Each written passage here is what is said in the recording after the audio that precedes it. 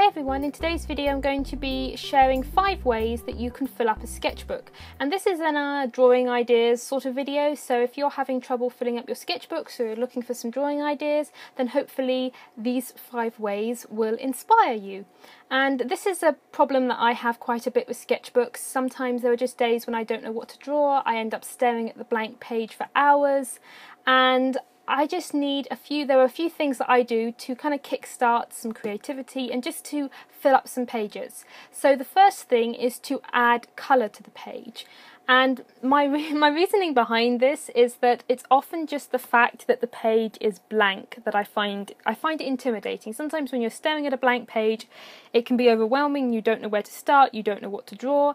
And I find that just by adding colour to that page, it takes away the intimidation because it's no longer white. It almost looks like it's done already. So with this page here, I took a couple of wide Copic markers. I don't really use them for anything, but they are very good for just filling large stretches of colour. You could apply a bit of watercolor paint to this, or pencils, or whatever you like, and just colour in the page.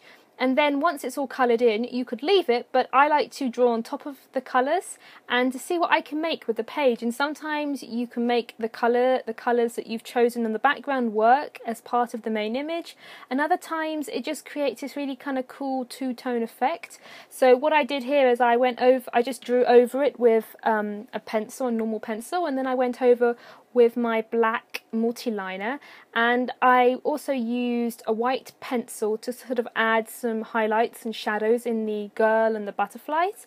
But I just really went in with my ink pen and inked up the drawing. It has a really nice effect, and I think it's a really great way of just kind of getting past the blank page. Just add some colour to it and then just see where it goes from there. I find that just by putting colour down on the paper, it automatically gets the creativity started. So the second tip is to scribble, and this is something that I've been doing ever since I was little. I think this is actually the first sort of drawing I ever used to do, and I just take a black pen.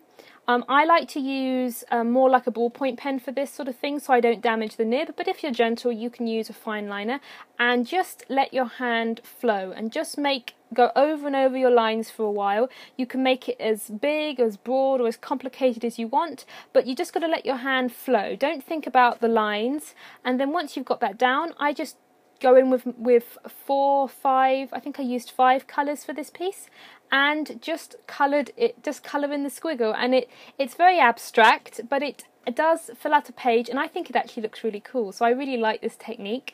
And then I went in at the end, added some white dots, added some more lines around the outside. You can embellish this sort of thing, you could doodle in the actual spaces, you can just take this kind of scribble method and run with it. But the idea is that you just get some lines flowing, and once you've added the colour, it looks really nice. So the third tip is to doodle shape characters, and for this I just draw random shapes. Now I'm drawing circles, some flowers, some crescent moon shapes, and some rectangles and some diamonds.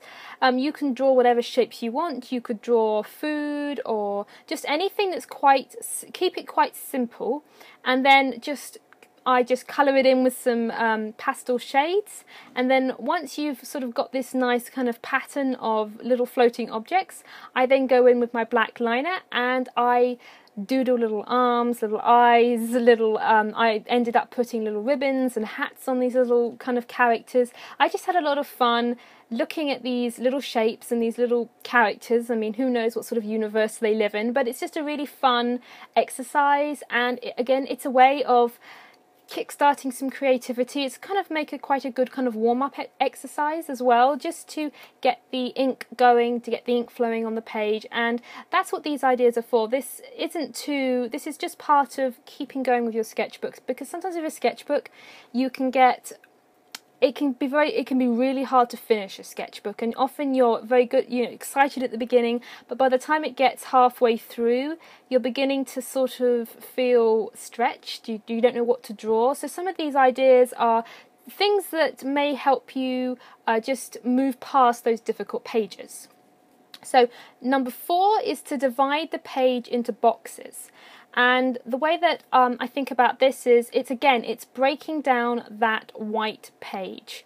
And I find that because the blank page is the, well, for me at least, it is the intimidating bit. If I take my ruler and I just divide the page into little boxes, that automatically breaks up the page. It sort of defines how I should draw, and it's fun because you can fill the boxes with anything you want. I tend to feel when I do a page like this, I like to put some characters in some, maybe some objects, and then I also do some little pattern swatches as well. So you could do all sorts of things on this, and it's also a really nice way to test out different techniques as well, or to try some different colour combinations that you may not want to put on a full page, but in these little boxes you can really think, well, what will fit in this box? It would kind of I think the constraining, because you're kind of constraining the space that you have to work in, you don't have such a wide scope. Sometimes I find that with a blank page, I could put absolutely anything on it, and if I break up the page and make these little boxes and make them different shapes and things, that way I'm kind of constraining myself and limiting my options. So I'm thinking, well, what's good for a rectangle? I'm thinking, oh, a horizon and mountains, and then I'm thinking, well, I'm going to put some pattern swatches down here, and I'm going to test out this kind of doing a gradient with these markers, because I want to do this on a bigger piece, but I want to test this out in this little box, you know. So I find that just by constraining and dividing the page, it helps me. Now, it may not help everybody. I'm sure some people would find working within the boxes actually constraining in a bad way, but the way that I'm approaching it, it actually just helps by limiting my options.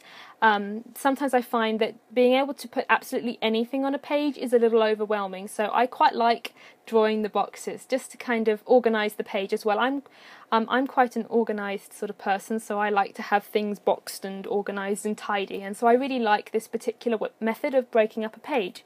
And as you can see, as I'm doing the colouring here, I did several different techniques. I tested doing a gradient with 3 different blues, then I was doing a green pattern, and I put the colourless blender, I kept dabbing the colourless blender into the marker ink to see if I could create some interesting textures, and I just drew a load of really random things, and I found that once I'd filled one box, it was quite easy to come up with ideas for the other box, because you just get the juices, get the creative juices flowing.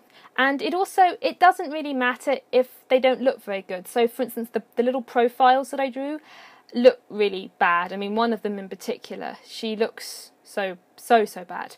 But that doesn't really matter, because this is a sketchbook. This is a warm-up exercise, and I don't think every page in your sketchbook has to be perfect. And sometimes with a sketchbook, it's easy to want to have beautiful, perfect pages. And for me, I actually find, the most important thing for my sketchbook pages is that they're all colourful. So it doesn't really matter if the drawings need a bit of work, but as long as they're coloured, then I feel like the page is completed. Now, it may be different for everybody. I know a lot of people don't colour sketches, but I do. Right, so for the 5th and final tip, this is an exercise that I do. So sometimes when I'm practicing, and I've been drawing a lot of faces recently, just keeping practicing and drawing different hairstyles and things, I normally get up an app like Instagram and I type in hairstyles. Or if you don't want to practice faces, you could do this with anything. You could do it with fruit, or you could do it with flowers. You just create a practice page where you draw all over it, and I find the best way to do this is to actually draw it in a ballpoint pen. And I find that what I do is I get up my reference images, and I give myself sort of 3, 4, 5 minutes per piece. If that, I am very quick, I'm very rough, and I'm very sketchy with my lines. And I find a ballpoint pen actually really helps to get the flow of your hand going.